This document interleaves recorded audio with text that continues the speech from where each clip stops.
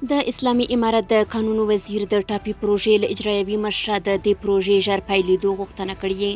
سلام ستړي مشئ، وخت مو په خیر. په موکړی د امپراتور ټي وي چینل څخه تازه او مهم خبر ده.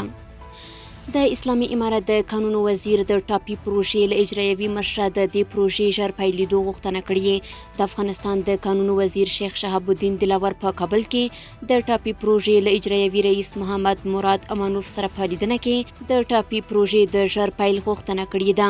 د باختر خبري اژانس د معلوماتو له مخې ښاغلي دلاور زیاته کړې په افغانستان کې د ټاپي پروژې د پیل لپاره د امنیت په ګډون ټول شرایط برابر دي او دوی په دې برخه کې هر ډول مرستې ته چمتو دي.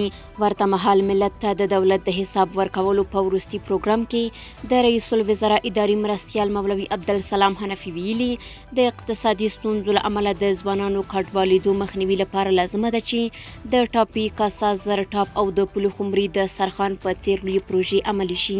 ښاغلي حنفي په دغه غونډه کې له هغو هیوادونو چې د افغانستان په تېره 100 کلنه جګړه کې ښکېل وو غوښتي چې د اقتصادي پروژو عملي کولو خنډ ونه ګرځي. نوموړي وویل هغه هیوادونه چې د افغانستان په اشغال کې لاس درلود باید په افغانستان کې د اقتصادي پروژو پر وړاندې خنډ ونه ګرځي او د افغانستان کنګل کړې پانګه باید آزاده کړي. البته دا ستاسو اخلاقي مسؤلیت دی چې د دې سترو پروژو پر وړاندې خنډ نشئ. ښاغلي حنفي دا هم ویلي حکومت کې د احترام او متقابل تعامل او د نه لاسوهنې پر اساس له ګاونډیو د سیمې هیوادونو او له سیمې هاخوا هیوادونو سره نیکې اړیکې غواړي.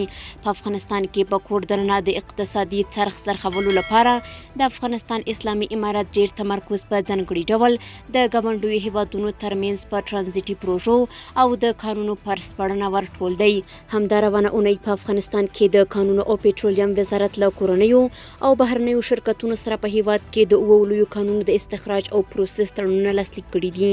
په دې لړ کې د سرو زرو مس عینک، دویم د سرب او جست او د اوسپنې کانونه شامل دي.